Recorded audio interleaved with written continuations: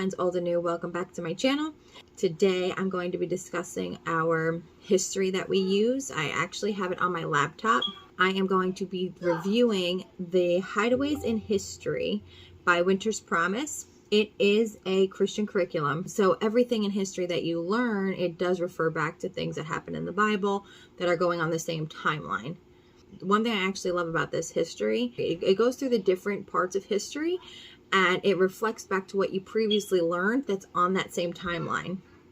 So we learned about the Byzantine Empire. Now we're learning about samurais, but we'll talk about like Alexander the Great and like things that correlate with what we have already learned. So it helps to keep the timeline straight so you understand. Just because you're learning about one part of history doesn't mean it was the only thing happening at that time. And that's one thing that I really appreciate, because it reminds me of when I was younger and I was learning history. I always thought that everything with like Martin Luther King and like all of these things happened so long ago. Not realizing it was my grandparents. Like things weren't as far back as they seemed. Now, is that something that might be a psychological thing with like youth? That's how they perceive things? Or was it because of the learning and the way that I was taught? I don't know, but I really love this style of learning. So for us, we do our history online, and I'm going to tell you everything that it gives you, give you the price points. I'm going to tell you everything that it entails and that it goes through. And then I'm going to also show you a walkthrough of what our day looks like and us actually using it in real time. So grab a cup of coffee and let's get to it. Now, you can buy the ebook version for $129. This includes the teacher's guide, ebook 4-part history, over 500 pages of full color living history. You get an ebook journal, which is full color interactive student notebook, ebook activity, weekly build and enjoy fun projects called Hideaways, and an ebook Bible, a devotional Bible resource. So like I said, this is a Christian curriculum. They also have the basic print package, which is everything you get in the ebook, but already printed. And that's $229. It's all about preference. I just purchased a heavy duty printer to print out tons of papers since I homeschool 500 kids. So it comes with the 4 books that I mentioned previously in the different packages. And that is Ancient History. It's Expedition Volume 1, Ancient History, Expedition Volume 2, Medieval Times, Expedition Volume 3, Age of Empires, Expedition Volume 4, Industry. And then you also get the Hideaways in History Guide, which actually breaks down different weeks for you. So Hideaways in History Guide, Hideaways List and Planner. So this gives you like a whole breakdown of everything that you could do. And it tells you how you can reuse different boxes for your hideaways that you're gonna make together.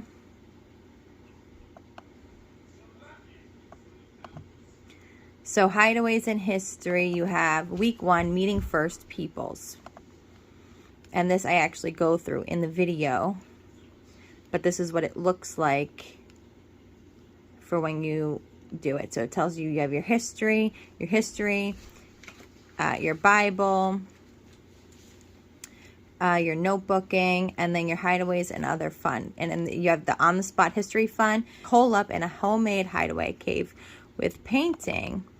And then it gives you notes, teaching strategies, day 1, day 2, day 3, and 4. It really maps it out for you so you can make your life easier, so you don't have to actually do it all on your own, which is great. It also comes with Make Your Own Hideaways book. Your Make Your Own Hideaways book is just a reinforcement of the lesson that you've already learned. Just further correlate with your lesson. So your tasks in Mesopotamia, when you learned about the first peoples, draw a picture of a house you see in your travels, which is something that you would have went over in your lesson. Create your own pictogram of a rug. Can you read the word rug above? And then wheels were invented in 3500 BC. Where is the wheel in the picture above? What is the wheel a part of? How do you know? How do you think early people used wheels? Remember that the Babylonians invented the 12th month year, 24-hour day, and 60-minute hour. Glue a picture of a Stonehenge, an ancient monument in England that is suspected to be a large calendar that keeps track of time. Like, that's really cool. So Meeting First People, My Hideaway, Cave with Painting. So then they give you this frame for you to print out a picture of what you guys did, or they could draw it and what they feel they did in their hideaways. building pyramids in Egypt. It's a really great resource. So I love that that further enforces everything that they've learned in a fun way. Like the biggest thing for me is that we have fun together, so it sticks, and it's also us making like great memories. They also have the on-the-spot history fun, which is an activity workbook essentially. And not all weeks have it, but the weeks that do have it, you do fun things. So the ancient people's murals was number 1. Learn. Many ancient civilizations left a written record of their lives and culture. Some, like Egyptians, created wall murals. So you see the wall paintings from the cave in France. I don't know how to pronounce it. It says talk. Take time to talk over with your students what these pictures show. What animals lived at this time? What animals did people hunt? What games did they play? And like that depth like goes into so many different areas, like with history and science. What animals lived at this time? Why don't these animals live today? Are they extinct? How did they become extinct? What animals did people hunt? Why did they hunt them? What did they use the animals for? What games did they play? Do we still play them today? It's such a cool, well-rounded curriculum, in my opinion. And it gives you the supplies that you could use, instructions on how you could do it. What we did was we actually made our own cave. When we first did this, we did it in the living room, and we made a cave in the living room, and they did their own pictures. And I also incorporated an art project with history intertwined into it. And then they put it on their cave walls, and we built a fire in the middle. It was so fun and cute, and they loved it. So Hiding God's Word in My Heart, it does come with a weekly way to implement the Bible into your history. We'll start with week 1. Hidden in God's Word. What's happened in the beginning? Genesis 1:1-2-3, creation of the world. Discuss what did God create on each day he created. Verse connection. God is the creator of the universe. Say aloud Genesis 1:1. Day 2. Learn Genesis 1:1. In the beginning, God created heavens and earth. It implements fun activities for the kids to do with the Bible and how it correlates with your lesson, which I love. I love it. It's personal preference. Not everybody wants a religious history. We use this history and we implement the Tuttle Twins every other week. Unless they request to do a certain one, if they're really into whichever one. And then Hole Up in the Homemade Hideaway, which teaches you the different hideaways that you're going to create. So everything that this curriculum encompasses would be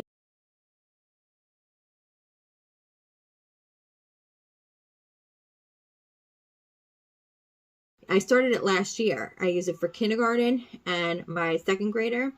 And now my daughter's in 1st grade and my son's in 3rd grade. And we're still in it. We're just finishing the 2nd book now. If you're looking for a fun curriculum that's hands-on, this isn't a get up and go type of thing. You can't textbook it and have them do it on their own. It's something that you definitely go all in on together. And it's a fun family thing. Can you do this more than one kids? Absolutely. I have my 3-year-old involved. My 1-year-old joins in. And whether they take anything from it, it depends on how interested they are. But what I love is the stories themselves are led by these little bug characters. So Chirp, Indy, there's these little group of friends, and it's like being a fly on the wall because the little bugs go back in history and time travel and tell you stories about their adventures. And then you implement them and you do the different activities, and it does hands-on, visual, reading, and it reinforces it with the different activities. And I think it makes it even more special that parents help their kids do it because you're making fun memories. So if that sounds like something that's interesting to you or something that you would be interested in, I definitely recommend checking it out. I'm going to post a walkthrough of us doing it, and it is fun. I hope this was helpful. If you're looking for a history curriculum and you're like, this is boring, I don't know what I'm going to do, how I'm going to teach it, this is a fun way to implement history into your curriculum. If you do end up getting this curriculum, please comment below. Don't forget to give the video a like. I've been trying so hard to get this video out to you guys so you guys could have a history review. I want to review the Tuttle Twins, but I want to wait a little bit longer so I can give you an in-depth review. This is something that we've been doing for about 2 years now, or a year and a half. So you have all the information you need to decide whether or not you want to implement this into your curriculum. Thank you guys for watching. I hope you enjoyed the walkthrough. Take care. And today we are on the samurai. This week we're going to be making a Mongol yurt. It gives you things to do, how to do it. You know, sometimes you have to improvise. We don't have a circular table or a hula hoop to use, but I'm sure we'll figure out something. So this is where we're doing our history today. I get to help them. You did a good job. The samurai. We had not visited Japan, and I thought that it was high time that we do. Sticky said that we could, so we went off the islands of Japan. Japan is an island nation off the Pacific coast of Asia. It is the east of China, Taiwan, and Korea. So it's slightly bigger than Germany. We found out a lot about Japan on our visit. Before the rise of feudal Japan, the country had an ancient and classical period. During this time, Japan had rulers that made her a centralized state. They made laws, raised an army, and organized a government that put power in the hands of the nobility, the shoguns, or military, rather than their emperor. Do you know what this is? Oh. This is their what? What is this, guys? Yurt. A yurt? A Mongol yurt. A Mongol yurt. Yeah, I'm happy. So, shogun equals general. Johnny, what's this say? Daimyos equals lords, and samurais equals knights. Right. Put us on Dad's. The katana is a thin curved sword with a thin blade. It has a long handle so that it can be wielded by both hands. It's extremely sharp and is worn with the blade facing up. The wakizashi is a shorter sword. These two swords, when worn together, were called the daisho. They symbolized the samurai's personal honor. The wakizashi was a samurai's honor weapon, and the samurai was never without it, even sleeping with it under its pillow. Wow, said Sticky. And I thought putting teeth under a pillow was odd. Not so much anymore, huh, Sticky? To the right is the Japanese word for samurai written in kanji. Why not try and draw it on a piece of paper? So go ahead and get a piece of paper and a pencil or a pen or a marker, whatever you want, and you could try and draw it. What's black markers? You gotta look. Bella has all the markers. Bro, the black marker, Bella.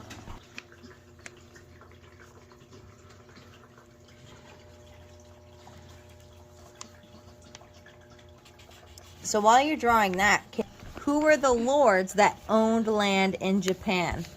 Dynamo, samurai. Not Dynamo. Like Daimyo or Daimyo. daimyo, samurai, and shogun. Is that it, Bella? Is that your samurai kanji? Dad, look. Sweet. If I would have colored Which it weapon was a samurai's honor weapon? samurai. Actually, pencils Oh, no. are bad Katana? to use. Katana. Not quite the katana. It was a daisho, which was both a katana and the wazishki. I forget how it's pronounced. I have to go look. Why is this? So what did Sticky want to do the next time he visited Japan? Dress up like Dress up like samurais. Samurais. Oh, okay. And then which weapon was the samurai's honor weapon? The sword. What sword? Oh, what sword? You can't mark that wrong. You can't mark that wrong. You can't. What is it? You didn't answer it. I'm busy. You said katana, but the katana paired with what equals the what? The little shark with the northern knife. The small knife, right? The wazishki. Wajiki I have to look back. sword. And both of those together were the honor weapon, the daisho, right? Yeah. And then name Japan's 4 islands. I can't expect you to know that right now. That's just not going to happen. It's up ahead. Look, because let's try and pronounce it. Ready?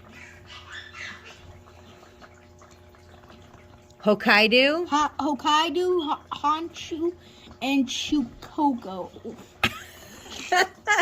Shikoku. Shikoku And Kyushu. and Kyushu. I hope I'm pronouncing this right.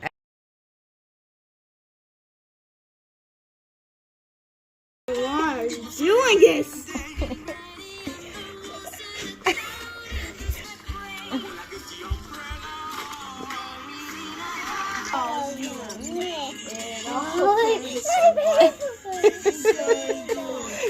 job.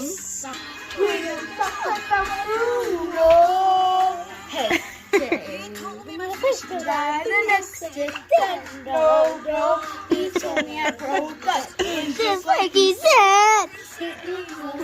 With this up, now